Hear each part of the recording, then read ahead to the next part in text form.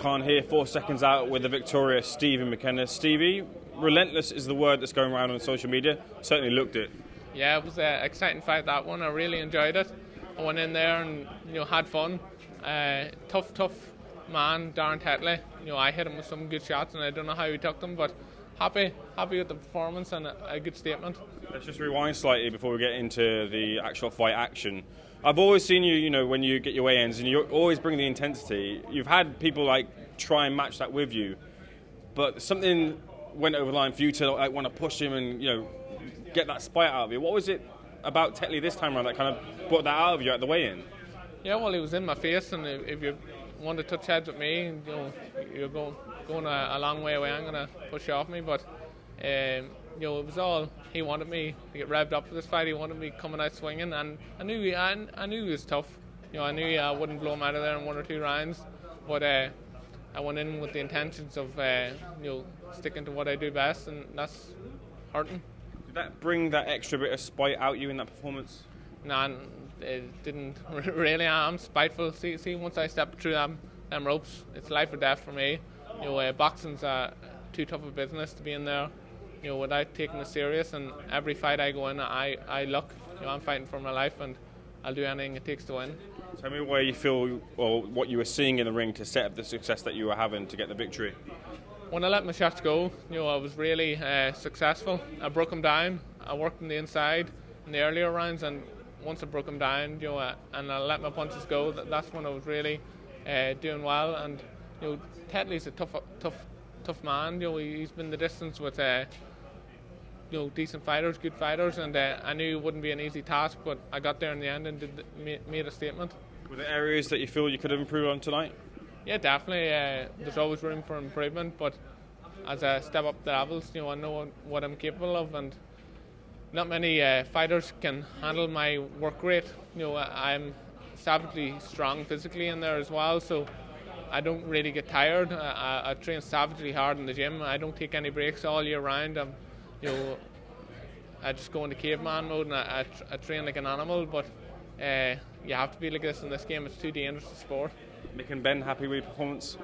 What's that? Mick Hennessy and Ben Shalom happy with your performance? Yeah, great. They're happy, so it's great to put on a performance like that, and it's great to make a statement. Any plans to be out before the end of the year? Yeah, well, I'll talk to my team, and we'll work on things, and hopefully be back out soon.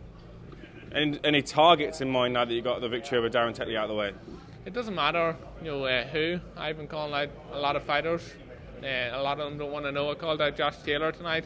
As he wants a fight in Sky, so why not make that one happen? He's moving up to welterweight. It would be good fight, to see what he's like with the welterweight. So I'm an up and coming fighter. He's been there and done that, no doubt. He's a former pound for pound champion. But why not make that fight happen? A real throwback fight.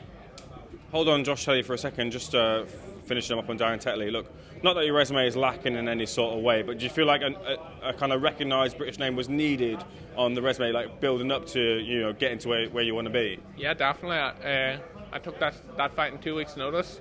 It doesn't matter if he's a southpaw. It doesn't matter what style I can adapt and change. I'm used to any style, and it took a fight like that. A lot of questions were being asked. Oh, he's only mowing out fighters who don't throw back and things like that. But it doesn't matter who really goes in there.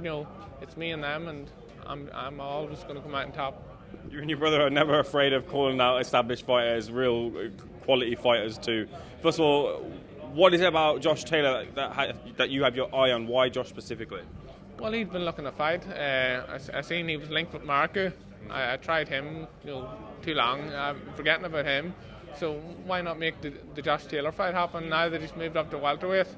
I know Josh. I've sparred with him before in the past, and it'd be a good one. What were the spars like? Oh, ask him. I'm asking you. No, they were good 2 years ago. I was only 6-0, but let's make that fight happen. Fair enough. You must have some confidence coming from those spars. But look, Josh still considers himself as one of the best. Do you feel that from his performances there's an opportunity that, on your way up, he's on the way down, you can climb up above him, use that name to get to where you want to be?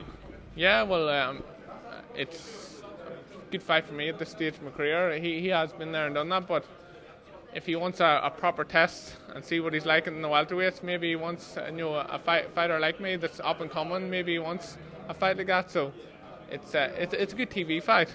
He's an aggressive southpaw. He's something similar to Tetley, the way he fights and things like that. So he's just pound for pound champion. That's what he has. He's a great resume, but he's it'd be a good one. Close this out with Chantal Cameron versus Katie Taylor too. Look, Katie Taylor, stalwart of Ireland and flying the flag for many years. Do you feel she can do something to turn around the defeat from the first time? Yeah, definitely. Katie, phenomenal fighter.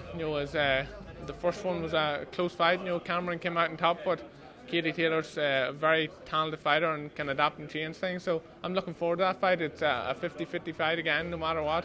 And it's all whoever turns up in the night. But I'm going to get behind Katie and hopefully she can pull off a win. Fury-Usyk is signed. Are you excited? Oh, I'm excited for that one. Yeah, it's a great fight. Tyson Fury and Usyk. It's good to see fights like that happening in boxing. That's what boxing needs. It needs to go back to the 1980s where the best fought the best, and no one really cared about records and things like that. So that's a fight in boxing. It's great to see. So you're favouring? Tyson Fury. I'd say Tyson Fury, late stoppage. Stevie, a real pleasure seeing you do the damage in the ring this weekend. Thanks for speaking to Seconds Out. All the best. Looking forward to seeing you back in again.